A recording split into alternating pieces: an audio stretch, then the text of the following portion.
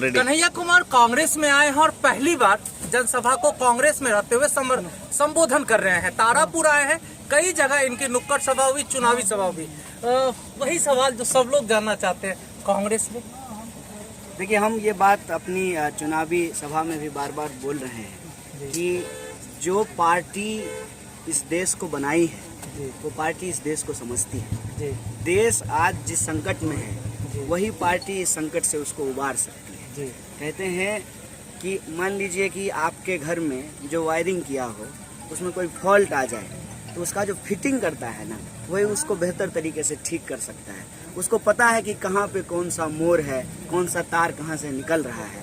और इसीलिए जब हम बिहार आए हैं तो इस बात को बार बार दोहरा रहे हैं कि कांग्रेस पार्टी के इतिहास को लोग सुविधाजनक तरीके से लोगों को बताते हैं। कुछ हिस्सा बताते हैं, कुछ हिस्सा छोड़ देते हैं। बिहार, अगर हम बिहार की पर्टिकुलर बात करें, एक मिनट के लिए देश की चर्चा को सिमेट करके अगर बिहार पे केंद्रित रखें तो हम उस इलाके में घूम रहे हैं जो इलाका स्वतंत्रता आंदोलन का गढ़ रहा है, ये मुंगेर है। और इसी इलाके ने बिहार के पहले मुख्यमंत्री को अपना प्रतिनिधि चुन करके भेजा है। ये इलाका जो है वो शहीदों स्वतंत्रता सेनानियों का इलाका रहा है।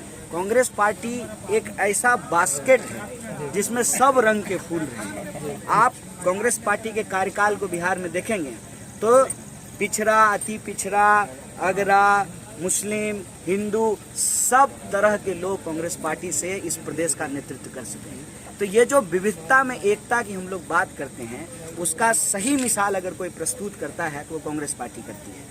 तमाम तरीके के आंदोलन हुए, सामाजिक रूप से जो है, राजनीतिक रूप से चीज़ें इधर से उधर हुई, नई करवटें लिया समाज में जो है, तो बदलाव आया। कांग्रेस के खिलाफ सब लोग इकट्ठा हुए, सरकारें बनी और कई दशक बीत चुके हैं। तो स्वाभाविक रूप से हमारी उम्र का जो नौजवान है वो ये सवाल पूछेगा ना कि कहाँ रुक गई है गाड़ी, जो वादे किए गए थे वो पूरा क्यों नहीं हो रहा है, क्यों जो है नई फैक्ट्रियां नहीं खुल रही हैं, क्यों आज भी बिहार के लोगों को, एक गाना आप लोग सुनते होंगे ना, मेरे पिया गए रंगून, वहाँ से किया है टेलीफोन। पहले रंगून जाते थे बिहार के लोग कमाने के लिए, ढाका जाते थे कमाने के लिए, अब जो कमाने के लिए जो है वो दिल्ली जा रहे हैं। पूरा का पूरा भोजपुरी के जो शेक्सपियर कहे जाते हैं, भिखारी ठाकुर, उन विदेशिया में क्या कहते हैं कि बिरह है, बिरहन है, उसके में जो है पत्नी जो है वो गांव में रह रही है, पति काम करने के लिए बाहर जा रहा है। तो इतने दशक हो गए हैं, इसमें परिवर्तन क्यों नहीं हुआ है? पढ़ाई के लिए, मतलब शिक्षा के लिए,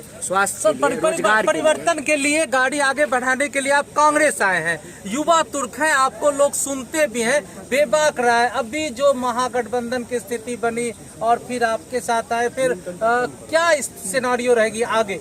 देखिए, हम बार बार एक बात कह रहे हैं, अभी भी बोले हैं। देखिए, बिहार में अगर जेडीयू बीजेपी का कोई विकल्प बनना है, उसके लिए जो विपक्षी एकता होनी है, तो माइनस कांग्रेस कुछ नहीं हो सकता है। अगर दूध से दही बनाना है तो जोरन कांग्रेस पार्टी है बिहार में, इस बात को कोई इनकार नहीं कर सकता है। तो महागठबंधन हम लोग नहीं तोड़े हैं, हम लोग हमेशा गठबंधन संघर्षों में बनाते हैं और चुनाव भी हमारे लिए एक संघर्ष ही है कि हम तारापुर आए हैं, इन इलाकों में घूम रहे हैं, लोगों से बात कर रहे हैं। जो हमारा मुद्दा है, जो उनका मुद्दा है, वो एक मुद्दा है, उस पर हम लोग चर्चा परिचर्चा कर रहे हैं। और इसको हम इस रूप में देखते हैं कि मान लीजिए कोई पार्टी को लगता है कि अभी साथ में चुनाव लड़ने की ज़रूरत नहीं है, ये उनकी राजनीतिक समझ हो सकती है, मैं उस पर कोई टीका टिप्पणी नहीं करना चाहता हूँ। लेकिन एक बात हम लोग ये समझते हैं कि आज हम जिस तरह के माहौल में जी रहे हैं, तो बीजेपी के खिलाफ या कुर्सी पे जो बैठे हुए लोग हैं उनके खिलाफ जो एकता बननी चाहिए, उसकी धुरी कांग्रेस पार्टी है, देश की सबसे बड़ी विपक्षी पार्टी है, उसको साथ लेकर के ही, और कांग्रेस पार्टी अपना दिल हमेशा बड़ा करने के लिए तैयार है कि हम सभी छोटे बड़े दलों को साथ लेकर के चलेंगे और इस देश में बीजेपी को हराएंगे। और आज जो अटैक है लोगों के बेसिक राइट्स के ऊपर, आप देखिए हम किस तरह के वातावरण में जी रहे हैं। एक तरफ राष्ट्रवाद का नारा है, दूसरी तरफ राष्ट्रीय संपत्ति बेची जा रही है। तो देश की संपत्ति रोज बेची जा रही है, लोगों के टैक्स के पैसे जो संपत्तियां तैयार की गई थी, आज उसको नेस्तनाबूद किया जा रहा है। तो उसको बचाना कांग्रेस पार्टी की प्राथमिकता है। उसके लिए वो गठबंधन भी बनाने के लिए तैयार है गठबंधन अगर नहीं भी बनता है तब भी जो संघर्ष है उस संघर्ष से हम लोग अपना मुंह नहीं मोड़ सकते हैं, संघर्ष के मैदान में अपना पीठ नहीं दिखा सकते हैं। एक अंतिम सवाल, जनता के बीच जा भी रहे हैं, विधानसभा में 2 सीटें पर उपचुनाव हो रहे हैं, क्या दोनों सीट का क्या स्थिति रहेगा और फिर अगर महागठबंधन के खाते में आती है फिर क्या होगा आगे राजनीति में कुछ भविष्य? देखिए, हम लाला रामदेव नहीं है, ये भविष्यवाणी लाला रामदेव करते हैं जी जी कि काला धन वापस आएगा तो जो है 30 रुपए लीटर पेट्रोल बिकने लगेगा। जी जी मुझे जो है इधर उधर की बात करने की आदत नहीं है। किसी शायर ने कहा है, मुझे आता नहीं ना मोहतरम को मोहतरम कहना, किसी को ज्यादा किसी को कम कहना।